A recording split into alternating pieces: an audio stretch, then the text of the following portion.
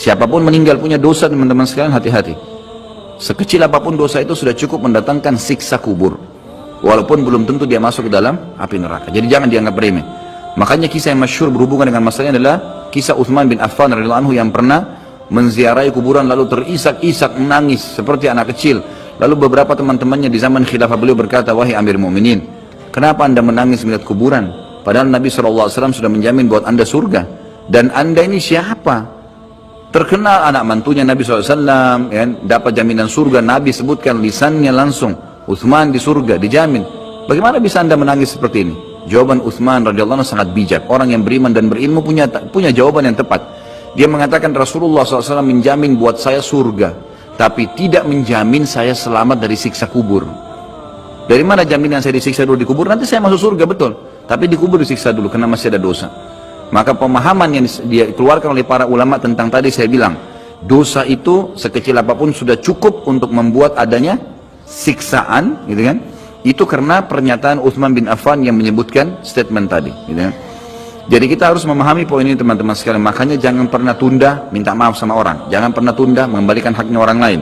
Jangan pernah menganggap remeh dosa-dosa kecil. Tidak boleh sama sekali. Karena kita akan lihat nanti salah satu penyebab azab kubur adalah tidak cebok pada saat kencing. Masalah kecil yang dianggap kecil oleh orang, gitu kan? Banyak orang anggap remeh. Maaf, banyak saudara-saudara kita yang membawa taksi, kendaraan umum di luar sana, kemudian kadang-kadang kita lihat di pinggir jalan kebelet kencing, main mampir sembarangan saja, ya, kencing sembarangan, tidak membersihkan dirinya. Ini berbahaya, penyebab azab kubur. Kata ulama, kalau kencing saja itu sudah menjadi penyebab, bagaimana dengan buang air besar? Bagaimana dengan orang junub tidak mandi? Bagaimana dengan hal-hal yang lebih besar lagi, gitu kan? Karena memahami hukum-hukum syari seperti ini, kalau hal yang kecil saja dilarang, berarti hal yang besar lebih pantas untuk dilarang. Kalau hal kecil saja mendatangkan azab, berarti hal yang lebih besar lebih pantas mendatangkan azab. Jadi harus hati-hati, gitu kan? Kalau amal ibadah kecil kita kerjakan sudah besar pahalanya, bagaimana dengan amal yang wajib misalnya, atau amal yang besar yang kita kerjakan? Kalau umrah fadilahnya besar, berarti haji lebih besar. Kalau sholat sunnah besar, tahajud, maka sholat 5 waktu lebih besar pahalanya, dan seterusnya. Jadi poin-poin ini dalam mukaddimah kita harus difahamin baik-baik, gitu kan? Terutama yang terakhir saya ucapkan tadi, hati-hati teman-teman sekalian. Saya juga tahu diri saya pasti punya salah, tapi saya mengajak diri saya dan jemaah sekalian untuk beristighfar kepada Allah, bertaubat. Jangan tunda pengembalian haknya orang lain, meminta maaf kalau punya kesalahan. Jangan tunda-tunda, jangan bilang nanti Idul Fitri baru saya minta maaf. Nggak ada perintah dalam agama seperti itu. Sebelum pejamkan mata nanti malam minta maaf semua. Dan orang cerdas adalah orang yang tidak menyiapkan musuh pada hari kiamat. Hati-hati. Jangan siapkan musuh siapapun dia. Maka harus ini, ya, kembalikan semua hak-hak orang, minta maaf. Kalau pernah mengambil barang orang yang tidak jelas, kembalikan. Kalau tidak, sedekahkan sejumlah itu. Semua selesaikan. Jangan ada masalah. Ya, jangan pernah ada masalah. Jangan siapkan musuh. Imam Bukhari rahimahullah pernah berhenti berburu hanya karena meleset anak panahnya kena pagar tetangganya, gitu kan? Diajak teman-temannya, kita memana yuk berburu. Beliau senang berburu. Kemudian pada saat beliau lagi latihan panah, ternyata anak panahnya sempat mencul sedikit pagar kayu tetangganya. Lalu dia panggil gulamnya, gulam ini kayak pembantunya, sampaikan ke teman-teman saya kalau saya tidak jadi memanah, saya tidak jadi berburu, dan sampaikan kepada tetangga kalau Bukhari minta maaf. Muhammad namanya tentu, Muhammad minta maaf, gitu kan?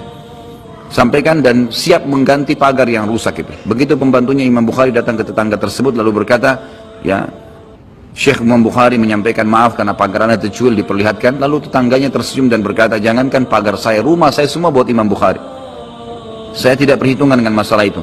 Waktu pembantunya Imam Bukhari kembali ke rumahnya, apa yang terjadi? Lihat orang soleh dan orang beriman, tahu dan yakin dengan adanya siksa dan azab kubur, tahu ada akhirat dan hisab. Maka apa yang terjadi? Imam Bukhari sujud syukur kepada Allah, kemudian bersedekah sekian ribu dirham, hanya karena tidak jadi ada musuh dari tetangga yang dia cuilkan pagarnya. Coba teman-teman, berapa banyak sendal yang ngantung injak? Hah? Berapa banyak air yang kepercik kena orang lain? Berapa banyak ini, berapa banyak itu? Berapa banyak yang kita anggap remeh mengambil karena teman punya dan seterusnya. Ini hati-hati. Jangan siapkan musuh hari kiamat. Azab kubur datang kepada siapapun yang masih punya dosa. Dan dosa ada hubungannya dengan Allah Subhanahu wa taala, ada hubungannya dengan makhluk. Kalau berhubungan dengan Allah Azza wa Jalla, kita bertaubat kepada Allah. Allah Maha Pemurah. Dia akan terima taubat hamba-hambanya asal ikhlas.